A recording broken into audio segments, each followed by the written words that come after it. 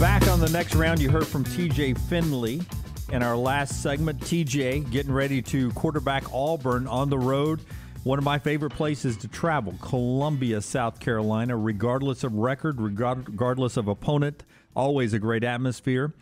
Should be an interesting game coming up this weekend, Auburn and South Carolina. And Shane Beamer is the head coach of those South Carolina Gamecocks. He's with us now on the Pepsi Hotline. Welcome in, Coach. We hope you're doing well today. I am doing great. Hope you guys are as well. We're doing wonderful. Thanks a lot. As a coach that has to prepare for a quarterback you have not seen a lot of, what kind of curveball is that in game prep when Bo Nix is out and now Auburn goes to TJ Finley? Yeah, it's a little tough, but the good news is there's some tape obviously out there on TJ. He played against South Carolina last year when he was at LSU, and we've seen when he's been able to play a little bit this year as well, and it's really impressive. You watch him on video, just the size, the arm strength. I mean, the guy's got a rocket back there and can make every single throw on the field. So he will be a big challenge along with the rest of those guys on their offense. And hate it for Bo Nix as well. A ton of respect for him and the competitor that he is, and hate to see him get hurt. He showed his toughness the other day, the way that he stayed in the game and continued to fight through that injury. And he was really, really playing at a high level. Just some of the throws he's made over the last few weeks were really impressive. But we expect Finley to come right in and perform at a high level as well. Hey, speaking of quarterbacks, you could write a book on your situation this year. I mean, really, from Luke to Zeb, his incredible story, to Jason's incredible story. I mean, I don't even know where to start there. But, I mean, you get to see the quarterback room every day. I mean, how unique has this situation been? It's been unique. I was out recruiting during our off week and was on our school plane. And I got on that plane on a Friday. And previously that week, Zeb and Luke, our top two quarterbacks, had been on that plane also going other places to get surgeries done. So I told our pilot that's not ideal when the head coach has been on the plane less than your starting quarterbacks have. But it's certainly unique, and we're fortunate that we feel like we have three SEC quarterbacks, and Luke Doty, Zeb Nolan, and Jason Brown. But obviously getting down to your third quarterback in the ninth game of the season is not ideal in how you draw it up. But, just like Auburn will do this weekend, the other 10 guys around the quarterback always have to elevate their game, and credit, all three of our quarterbacks for being ready when their number has been called. I've covered this league for 25 years now, and I've seen some coaches come in and do it one way and other coaches do it another way. When it comes to you're obviously talking about the future when you take over the job, but you've got 70, 85 guys you're looking in the eyes that want to play this season. And you seem to have handled that this year. You're building for the future, but you're also coaching in the here and now. How tough is that, and how have you handled that? How has it been so – apparently it seems easy how you've handled that? I wouldn't say it's easy. It's certainly a challenge. When I first got hired, I sat down at the beginning of the year back in January or February when everybody was back on campus, I guess January, and sat down with our seniors and told them that, this is not some 2 or 3 year rebuild, that would not be fair to them, that we're doing everything in our power to win this season. And I meant that.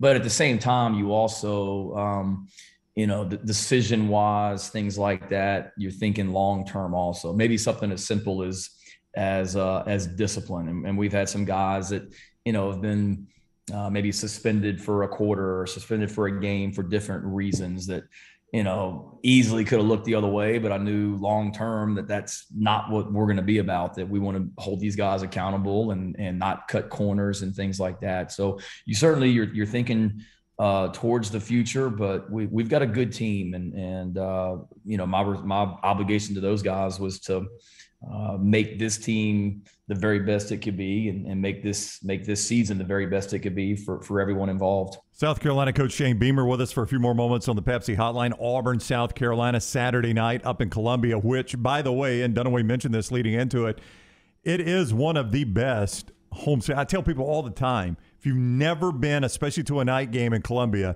those fans are passionate. They get into it. Go. It's a great home field advantage.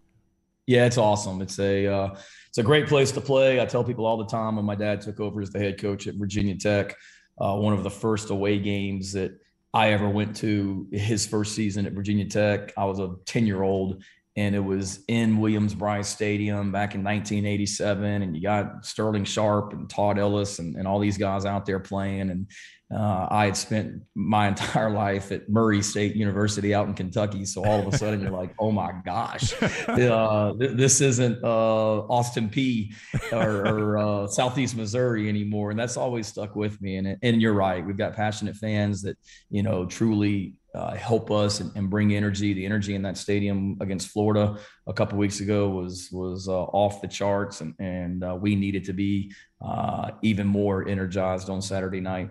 I've been once, and I regret not getting in one of the cabooses. Have you had a drink in a caboose yet? In my previous stop, I've been too busy to venture over there this season. But certainly when I was here as an assistant coach with Coach Spurrier, I spent time in those cabooses often. Yeah. I'm interested because, like with any guest, I always pull up Wikipedia. Wide receiver and long snapper. Last time you snapped a football long snap style. When's the last time you've done that?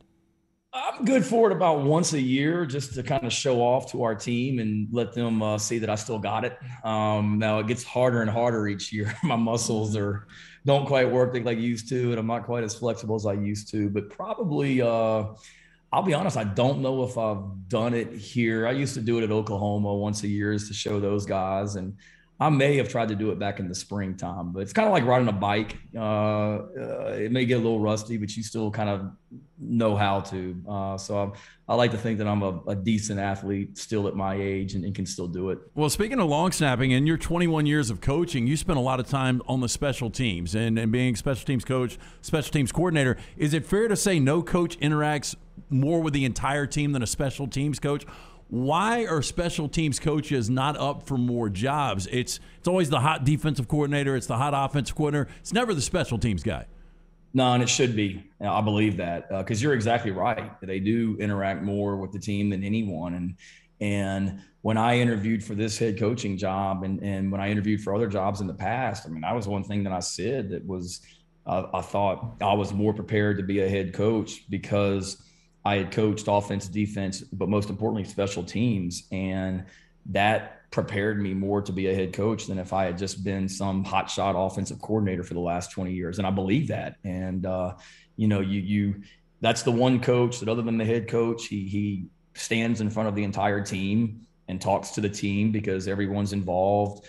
You get experience managing the staff because you have to, handle offensive coaches and defensive coaches that are involved with special teams. You've got to have a relationship with every single player on the team, and you've got to get them to play hard for you because let's face it, nobody, no five-star recruit went to Auburn because he wanted to be the starting right tackle on the punt team, and you have to motivate those guys. So there's no question. And, I think in my opinion, I really do, and don't get me wrong, there's great offensive and defensive coaches out there, but I do think it's kind of an old, lazy way of thinking that they automatically make the best head coaches. Cause I think there's a lot of great special teams coaches that, you look at John Harbaugh with the Baltimore Ravens. He was a special teams coach pretty much his entire career. And I'd say things have worked out pretty good for him.